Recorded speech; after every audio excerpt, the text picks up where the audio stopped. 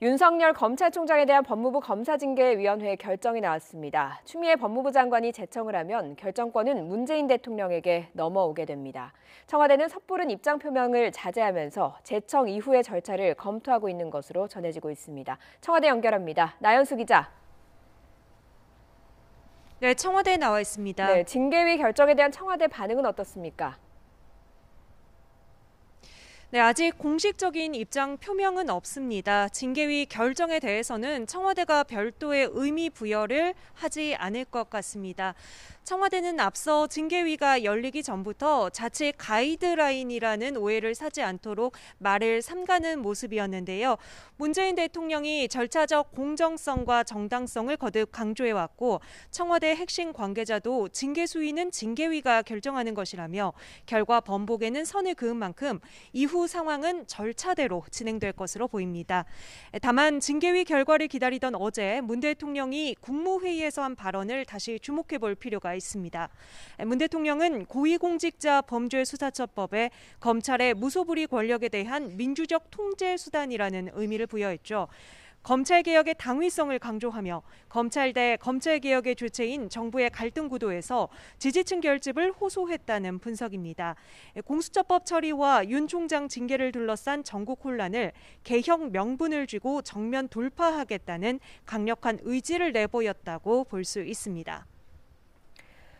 네, 이후 절차는 어떻게 됩니까? 문 대통령이 제가해야 윤 총장에 대한 징계가 이뤄지는 거죠? 네, 그렇습니다. 검사징계법을 보면 징계 집행에 대해서는 이렇게 단순하게 명시되어 있습니다. 검사의 해임, 면직, 정직, 감봉의 경우에는 법무부 장관의 제청으로 대통령이 한다. 자, 일단 추미애 법무부 장관이 아직 윤 총장에 대한 징계를 문 대통령에게 제청하지 않았습니다. 징계위원회가 징계를 결정하면 징계 결정서를 작성해 위원장과 심의에 관여한 의원들이 서명해야 하고요. 징계 의결 유지서를 징계 집행권자인 대통령, 징계 혐의자인 윤석열 검찰총장, 징계 청구자인 추미애 법무부 장관에게 각각 송달해야 합니다. 이후 제청 시점은 법무부가 결정하는 것이라는 게 청와대의 설명입니다. 제청 이후 재가 과정에 대해서는 아무런 규정이 없이 단순히 대통령이 한다고만 되어 있습니다. 의무나 시한이 명시되지 않은 이 문구에 대해 청와대는 내부 법률 검토를 거쳐 일단 대통령은 집행권만 가지는 것으로 보고 있습니다. 앞서 청와대 고위 관계자가 과정은 물론 결과에도 개입하지 않을 것이라고 강조한 것도 이런 해석 때문인데요. 따라서 추 장관이 윤 총장에 대한 정직 2개월 처분을 제청하면 그 결과는 바뀌지 않을 것이고 특별한 사정이 없다면 문 대통령은 지체 없이 곧장 제가할 것으로 보입니다. 사안의 중대성을 볼 때 추 장관이 직접 청와대로 와서 대면 보고 후 제청할 가능성이 있습니다.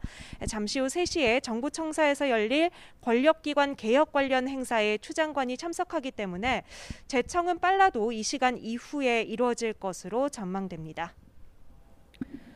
네, 그렇다면 문 대통령의 징계 제가 이후 윤석열 총장과의 갈등 정국은 마무리 국면에 들어설까요? 네, 그렇게 되기를 누구보다도 문 대통령과 청와대 참모들이 바라고 있지 않을까 싶은데요. 윤석열 검찰총장이 법적 대응을 예고한 만큼 이후 정치적 파장이 어떻게 진행될지를 조금 더 지켜봐야 합니다. 일단 윤 총장의 반발 때문에 징계가 이루어지지 않을 가능성은 극히 적어 보입니다. 청와대 관계자는 YTN과 통화에서 법적 대응과 행정 처리는 별개의 문제라고 말했습니다. 징계를 제거한 뒤에는 공수처 출범에 속도를 붙여 권력기관 개혁 작업을 일단락할 것으로 보입니다. 앞서 문 대통령이 새해 벽두 공수처 출범을 기대한다고 밝히기도 한 만큼 국회가 공수처장 후보들을 추천하는 대로 곧바로 결단을 내릴 전망입니다. 일각에서는 문 대통령이 연초 2차 개각에서 추 장관을 교체할 가능성을 점치고 있습니다. 윤 총장이 정직에 들어가고 공수처가 출범된 이후일 테니 추 장관도 명분을 쥐고 물러나는 셈인데요.